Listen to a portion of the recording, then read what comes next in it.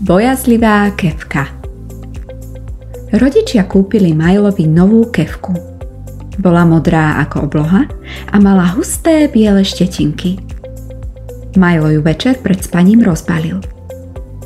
Konečne môžem dýchať. Ako ma v tomto obale mohli tak dlho nechať? Povedala Kefka. Chlapec vypleštil oči. Ty vieš rozprávať? Opýtal sa. Samozrejme. Čo sa tak čuduješ? Viem aj tancovať a spievam tiež. Milovi to nešlo do hlavy. Ešte nikdy som nepočul Kefku rozprávať a ešte k tomu v rímoch, povedal. Rím sem, rím tam, veľkú radosť básni mám. Milo, rýchlo si umyj zuby a šup do postele, zvolala mama z obývačky. Chlapec položil Kefku na umývadlo, zobral do ruky pastu a akurát ju chcel vytlačiť na biele štetinky, keď sa ozvalo. Metový šampón mám v obľube, vlasy sú po ňom voňavé. To nie je šampón, ale zubná pasta, opravil Kefku Milo. Čistí zuby, odstraňuje zubný povlak a osviežuje dých, vysvetlil a vytlačil zelenú hmotu na štetinky. Osviežujúce a chladivé, príjemné a voňavé. Milo chytil Kefku do pravej ruky, priložil k perám a otvoril ústa. Čo to robíš, chlapče?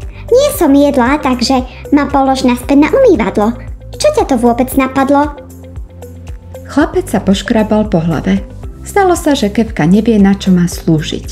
Si Kefka a máš čistiť zuby. Tvoje štetinky sú drsné a zbavia moje zuby zvyškov jedla a nečistôt, povedal Milo.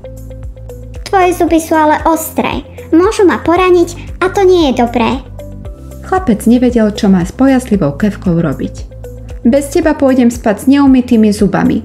Urobia sa mi kazy a budem musieť ísť k zubárovi. Ak chcem mať pekný úsmev a zdravé zuby, tak sa bez tvojej pomoci nezaobídem, povedal Milo. To teda nie je ľahká úloha, tucet zubov čistiť dokola, odvrkla Kefka. Nie 12, ale 20 zubov majú deti a 32 dospelí, opravil Kefku Milo.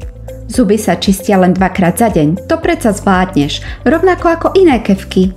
Pozri, tam je červená kefka mojej mamy, zelená je otcova a žltá patrí sestre. Kefka sa zamyslela a napokon povedala. Dobre teda, pomôžem ti. Vyčistím ti zuby tak precízne, až ostatné kefky budú závidieť. Milovi odľahlo, že sa mu podarilo Kefku presvedčiť. Vyčistil si horné zuby, dolné zuby, ťasná a jazyk. To bola ale zábava. Sem a tam, hore a dolu. Pripomínalo mi to Husenkovú dráhu. Tešila sa Kefka. Milo sa usmial a vycerel zuby do zrkadla. Keď po sklovine prešiel jazykom, cítil, že na nej nezostal žiadny povlak. Ďakujem ti, dobrú noc, rozlúčil sa chlapec. Nemáš za čo, Milo. Teším sa na ráno, odpovedala Kefka.